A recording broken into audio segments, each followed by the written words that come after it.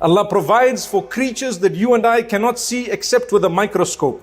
And there may be creatures that we have never seen and not known of even with microscopes. Subhanallah. Allah provides for them, those creatures. Do you reckon He's not going to provide for you and I the basics to survive? But man complains about his wants when he has his needs already. You have clothing, but because it's not Levi's, and Levi's, by the way, is a cheap brand. But because it's not something that today's world considers a brand, you cannot sleep. My friend has LV, why don't I have LV? Subhanallah, do you have clothing? Yes, that's what Allah promised. Be happy with it. If you don't have that clock, Patek Philippe or whatever it's called, it doesn't mean you lose sleep because your friend has, or the Lamborghini or whatever. It's okay. If Allah has given you, I guarantee you it's only a test. If you found Allah in the process, you passed the test. And if you lost Allah in the process, no matter what you have, the date of your death and the moment is written, when it comes, those things would not have helped you. In fact, they would have led you astray if you disconnected from Allah in the process. That means it's not bad to have. That's what it means. But it's bad to let it distract you from Allah. When Allah's given you $1 billion and you suddenly become regular with your prayers, trust me, you have succeeded. And that success would be equivalent even if you didn't have those billions. There we go. So why did Allah give me? Allah says, you know what? وَآتُوهُم مِّن مَّالِ اللَّهِ الَّذِي آتَاكُمْ. One example in the Quran, and there are many of them, where Allah is telling you, give from the wealth of Allah that He gave you. When you came on earth, what did you have?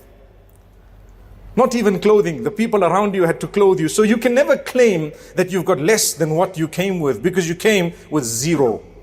Right now you're sitting here, you might be bankrupt. May Allah subhanahu wa ta'ala grant us halal sustenance. What you have is way beyond what you came with. Subhanallah. Notice, when you were born, you were nude. You were then quickly clothed. When you left, they clothed you and made sure you went. So you actually went with 2 pieces of extra cloth. That's what it is.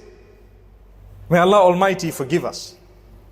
But man is created in a way that he wants. Yes, we know it's nature, it's natural. It's not bad to have. Work for it. This halal sustenance, and to work towards halal sustenance is a great act of worship. May Allah bless you and I and all of us with sustenance that will be halal and in abundance, so that we can connect with Him. Say Ameen. That was quite loud, mashallah. Meaning everyone wants it. I do, you do, we all do. But what is the test? Are you earning halal? Number 1. Are you ripping others off? Number 2. In the process, has it humbled you as you got? Have you connected to the ground? Did you reach out to others and say, now that I got, I'm giving this one, this one, this one. Not to show off, not to clock mileage, but to clock that only with Allah. Allah is watching me. I'm doing 200 secret acts between me and Allah that are brilliant. Why?